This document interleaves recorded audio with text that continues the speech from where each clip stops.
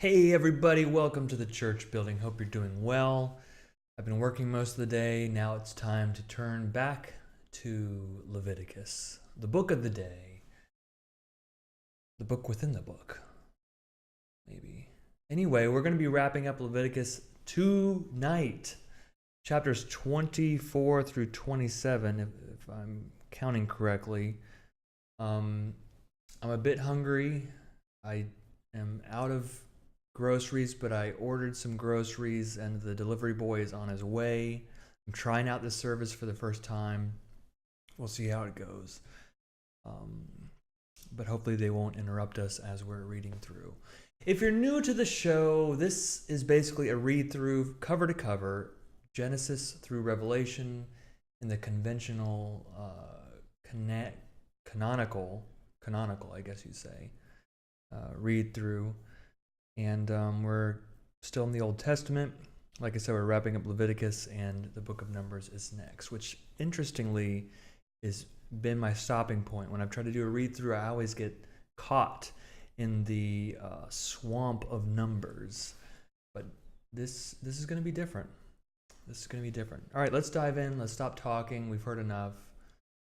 You're still talking, Andy. Can you? Okay. The Lord spoke to Moses, saying, "Command the people of Israel to bring you pure oil of beaten olives for the lamp, that a light may be kept burning regularly." Regularly. Verse 3, Aaron shall set it up in the tent of meeting outside the curtain of the covenant to burn from evening to morning before the Lord regularly. It shall be a statute forever throughout your generations. He shall set up the lamps on the lampstand of pure gold before the Lord regularly. You shall take choice flour and bake 12 loaves of it. 2/10 of an ephah you shall be in each loaf. You shall place them in 2 rows, 6 in a row, on the table of pure gold. You shall put pure frankincense with each row, to be a token offering for the bread, as an offering by fire to the Lord. Every Sabbath day Aaron shall set them in order before the Lord regularly as a commitment of the people of Israel, as a covenant forever. They shall be for Aaron and his descendants, who shall eat them in a holy place, for they are most holy portions for him and for him from the offerings by fire to the Lord, a perpetual due. Verse 10, a man whose mother was an Israelite and whose father was an Egyptian came out among the people of Israel. And the Israelite woman's son and a certain Israelite began fighting in the camp. The Israelite woman's son blasphemed the name in a curse, and they brought him to Moses. Now his mother's name was Shelemith, daughter of Dibri, of the tribe of Dan, and they put him in custody until the decision of the Lord should be made clear to them. The Lord said to Moses, saying, "Take the blasphemer outside the camp, and let all who were within hearing lay their hands on his head, and let the whole congregation stone him. And speak to the people of Israel, saying, anyone who curses God shall bear the sin. One who blasphemes the name of the Lord shall be put to death. The whole congregation shall stone the blasphemer. Aliens as well as citizens, when they blaspheme the name, shall be put to death. Anyone who kills a human being shall be put to death. Anyone who kills an animal shall make restitution for it, life for life. Anyone who maims another shall suffer the same injury in return. Fracture for fracture, eye for eye, tooth for tooth. The injury inflicted is the injury to be suffered. One who kills an animal shall make restitution for it. But one who kills a human being shall be put to death. You shall have one law for the alien and for the citizen, for I am the Lord your God." Moses spoke thus to the people of Israel, and they took the blasphemer outside the camp and stoned him to death. The people of Israel did as the Lord had commanded Moses. There you go, an eye for an eye, a tooth for a tooth.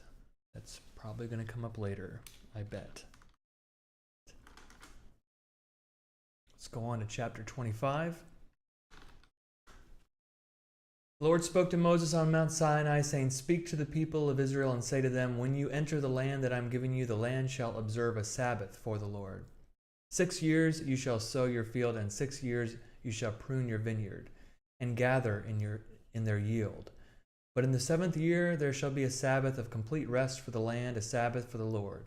You shall not sow your field or prune your vineyard. You shall not reap the aftergrowth of your harvest, or gather the grapes of your unpruned vine. It shall be a year of complete rest for the land. You may eat what the land yields during its Sabbath, you, your male and female slaves, your hired and your bound laborers who live with you, for your livestock also, and for the wild animals in your land. All its yield shall be for food. Verse 8.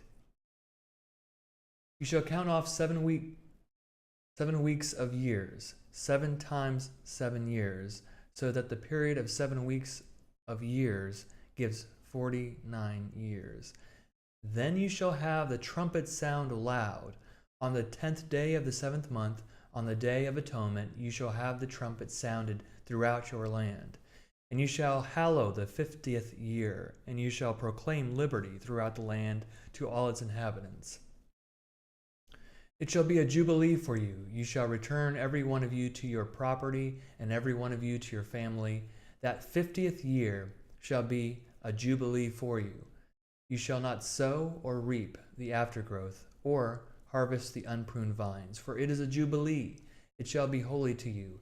You shall eat only what the field itself produces. In the year of jubilee you shall return every one of you to your property. When you make a sale to your neighbor or buy from your neighbor, you shall not cheat one another. When you buy from your neighbor, you shall pay only for the number of years since the jubilee. The seller shall charge you only for the remaining crop years. If the years are more, you shall increase the price, and if the years are fewer, you shall diminish the price. For it is a certain number of harvests that are being sold to you. You shall not cheat one another, but you shall fear your God, for I am the Lord your God. You shall observe my statutes and faithfully keep my ordinances, so that you may live on the land securely. The land will yield its fruit, and you will eat your fill and live on it securely. Should you ask, What shall we eat in the 7th year if we may not sow or gather in our crop? I will order my blessing for you in the 6th year, so that it will yield a crop for 3 years. When you sow in the 8th year, you will be eating from the old crop. Until the 9th year, when produce comes in, you shall eat the old. The land shall not be sold in perpetuity. Sorry, let's try that again. The land shall not be sold in perpetuity. There's 3 different pronunciations for that word for you today. Perpetuity. The land shall not be sold in perpetuity, for the land is mine. With me you are but aliens and tenants. Throughout the land that you hold, you shall provide for the redemption of the land. Verse 25. If anyone of your kin falls into difficulty and sells a piece of property, then the next of kin shall come and redeem what the relative has sold. If the person has no one to redeem it, but then prospers and finds sufficient means to do so, the years since its sale shall be computed, and the difference shall be refunded to the person to whom it was sold, and the property shall be returned. But if there are not sufficient means to recover it, what was sold shall remain with the purchaser until the year of Jubilee. In the Jubilee it shall be released, and the property shall be returned. If anyone sells a dwelling house in a walled city, it may be redeemed until a year has elapsed since its sale. The right of redemption shall be 1 year. If it is not redeemed before a full year has elapsed, a house that is in a walled city shall pass in perpetuity to the purchaser. Throughout the generations it shall not be released in the Jubilee. But houses in villages that have no walls around them shall be classed as open country. They may be redeemed, and they shall be released in the Jubilee. As for cities of the Levites shall forever have the right of redemption of the houses in the cities belonging to them. Such property as may be redeemed from the Levites, houses sold in a city belonging to them, shall be released in the Jubilee, because the houses in the cities of the Levites are their possession among the people of Israel. But the open land around their cities may not be sold, for that is their possession for all time. Verse 35, if any of your kin fall into difficulty and become dependent on you, you shall support them. They shall live with you as though resident aliens. Do not take interest in advance or otherwise make a profit from them, but fear your God. Let them live with you. You shall not lend them your money at interest taken in advance, or provide them food at a profit. I am the Lord your God, who brought you out of the land of Egypt to give you the land of Canaan to be your God. If any who are dependent on you become so impoverished that they sell themselves to you, you shall not make them serve as slaves. They shall remain with you as hired or bound laborers. They shall serve with you until the year of Jubilee. Then they and their children with them shall be free from your authority. They shall go back to their own family and return to their ancestral property. For they are my servants, whom I brought out of the land of Egypt. They shall not be sold as slaves are sold. You shall not rule over them with harshness, but shall fear your God. As for the male and female slaves whom you may have, it is from the nations around you that you may acquire male and female slaves. You may also acquire them from among the aliens residing with you, and from their families that are with you, who have been born in your land, and they may be your property. You may keep them as a possession for your children after you, for them to inherit as property. These you may treat as slaves, but as for your fellow Israelites, no one shall rule over the other with harshness. Verse 47. If resident aliens among you prosper, and if any of your kin fall into difficulty with one of them and sell themselves to an alien, or to a branch of the alien's family, after they have sold themselves, they shall have the right of redemption. One of their brothers may redeem them, or their uncle's son may redeem them, or any one of their family who is of their own flesh may redeem them. Or if they prosper, they may redeem themselves. They shall compute with the purchaser the total from the year when they sold themselves to the alien until the Jubilee year. The price of the sale shall be applied to the number of years. The number that they were with the owner shall be rated as the time of a hired laborer. If many years remain, they shall pay for the redemption in proportion to the purchase price, and if few years remain until the Jubilee year, they shall compute thus. According to the years involved, they shall make payment for their redemption. As a laborer hired by the year, they shall be under the alien's authority, who shall not, however, rule the harshness over them in your sight. Rule with harshness over them in your sight. And if they have not been redeemed in any of these ways, they and their children with them shall go free in the Jubilee year. For to me the people of Israel are servants. They are my servants, whom I brought out of the land of Egypt. I am the Lord your God. A little tricky reading there. All right. That's chapter 25. Let's proceed with 26.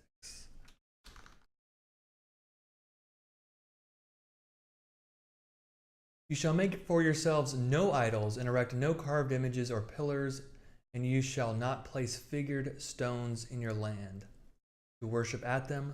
For I am the Lord your God. You shall keep my Sabbaths and reverence my sanctuary. I am the Lord. If you follow my statutes and keep my commandments and observe them faithfully, I will give you your rains in their season, and the land shall yield its produce. And the trees of the field shall yield their fruit. Your threshing shall overtake the vintage, and the vintage shall overtake the sowing. You shall eat your bread to the full and live securely in your land. And I will grant peace in the land, and you shall lie down, and no one shall make you afraid. I will remove dangerous animals from the land, and no sword shall go through your land. You shall give chase to your enemies, and they shall fall before you by the sword. 5 of you shall give chase to 100, and 100 of you shall give chase to 10,000. Your enemies shall fall before you by the sword. I will look with favor upon you and make you fruitful and multiply you, and I will maintain my covenant with you. You shall eat old grain long stored, and you shall have to clear out the old to make way for the new. I will place my dwelling in your midst, and I shall not abhor you. And I will walk among you, and I will be your God, and you shall be my people. I am the Lord your God who brought you out of the land of Egypt to be their slaves no more. I have broken the bars of your yoke and made you walk erect. Verse 14. But if you will not obey me and do not observe all these commandments, if you spurn my statutes and abhor my ordinances, so that you will not observe all my commandments and you break my covenant, I in turn will do this to you. I will bring terror on you, consumption and fever that waste the eyes and cause life to pine away. You shall sow your seed in vain, for your enemies shall eat it. I will set my face against you, and you shall be struck down by your enemies. Your foes shall rule over you, and you shall flee, though no one pursues you. And if in spite of this you will not obey me, I will continue to punish you sevenfold for your sins. I will break your proud glory, and I will make your sky like iron and your earth like copper. Your strength shall be spent to no purpose, and your land shall not yield its produce, and the trees of the land shall not yield their fruit. If you continue hostile to me and will not obey me, I will continue to plague you sevenfold for your sins.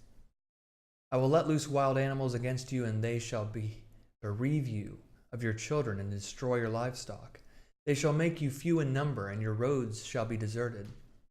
If in spite of these punishments you have not turned back to me, but continue hostile to me, then I too will continue hostile to you. I myself will strike you sevenfold for your sins. I will bring the sword against you, executing vengeance for the covenant.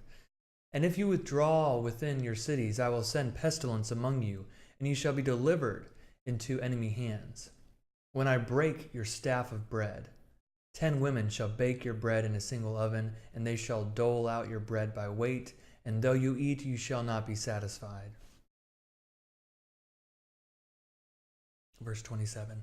But if, despite this, you disobey me and continue hostile to me, I will continue hostile to you in fury.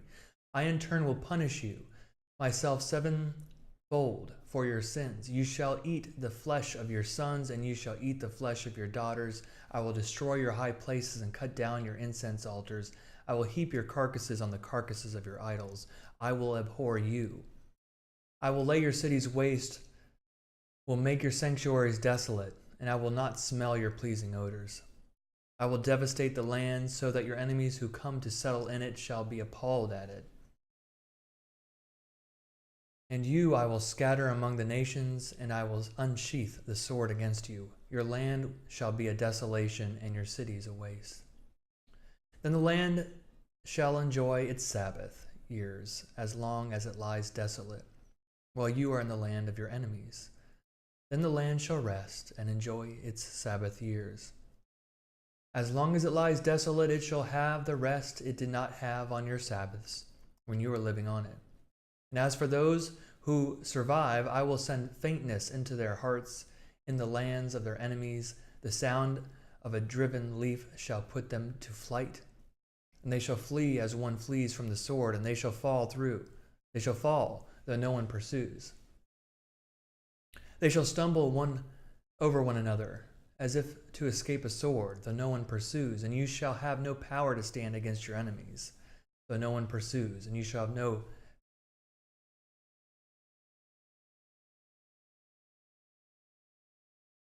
I want to make sure I read this right. They shall stumble over one another as if to escape a sword, though no one pursues. And you shall have no power to stand against your enemies. You shall perish among the nations, and the land of your enemies shall devour you. And those of you who survive shall languish in the land of your enemies because of their iniquities. Also, they shall languish because of the iniquities of their ancestors. Verse 40. But if they confess their iniquity and the iniquity of their ancestors, in that they committed treachery against me, and moreover, that they continued hostile to me, so that I, in turn, continued hostile to them, and brought them into the land of their enemies. If then their uncircumcised heart is humbled, and they make amends for their iniquity. Then I remember my covenant with Jacob. I will remember also my covenant with Isaac, and also my covenant with Abraham, and I will remember the land. For the land shall be deserted by them, and enjoy its Sabbath years by lying desolate without them, while they shall make amends for their iniquity, because they dared to spurn my ordinances, and they abhorred my statutes.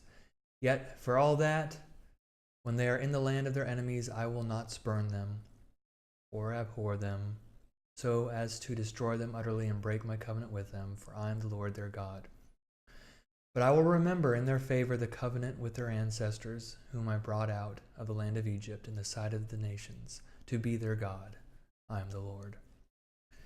These are the statutes and ordinances and laws that the Lord established between himself and the people of Israel on Mount Sinai through Moses. That was some intense Old Testament right there. And the final chapter of Leviticus, chapter 27.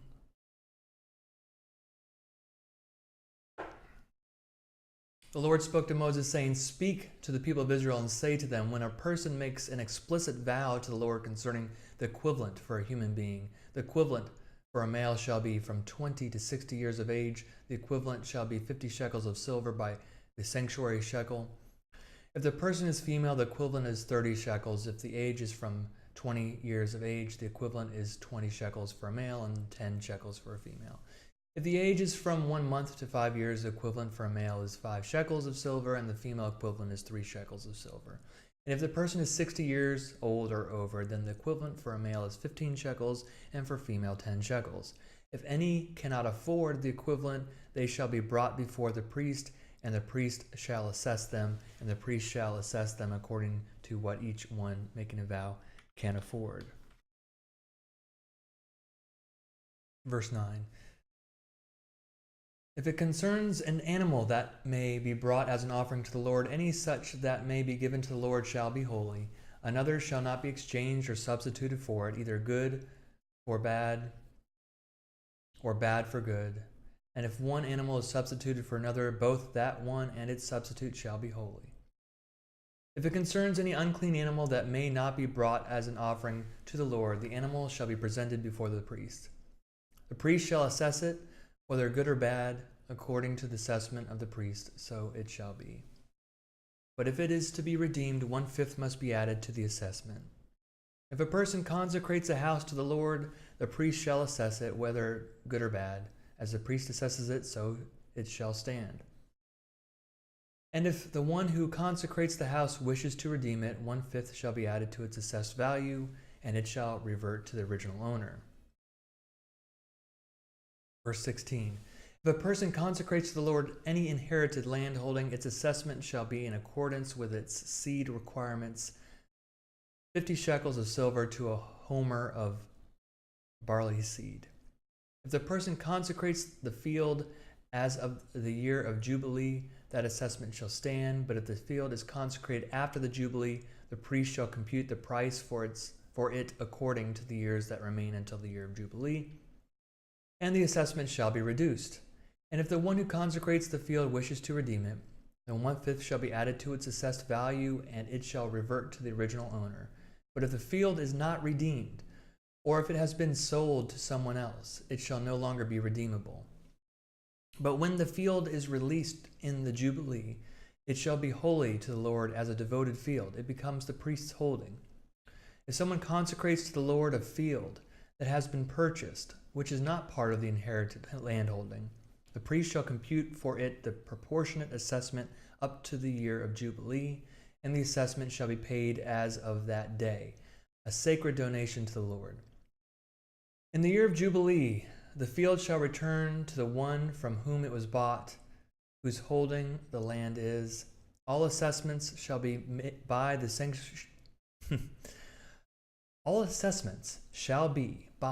sanctuary shekel.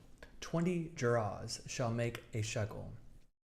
A firstling of animals, however, which as a firstling belongs to the Lord, cannot be consecrated by anyone, whether ox or sheep, it is the Lord's. If it is an unclean animal, it shall be ransomed at its assessment, with 1/5 added. If it is not redeemed, it shall be sold at its assessment. Nothing that a person owns that has been devoted to destruction for the Lord, be it human or animal or inherited land holding, may be sold or redeemed. Every devoted thing is most holy to the Lord.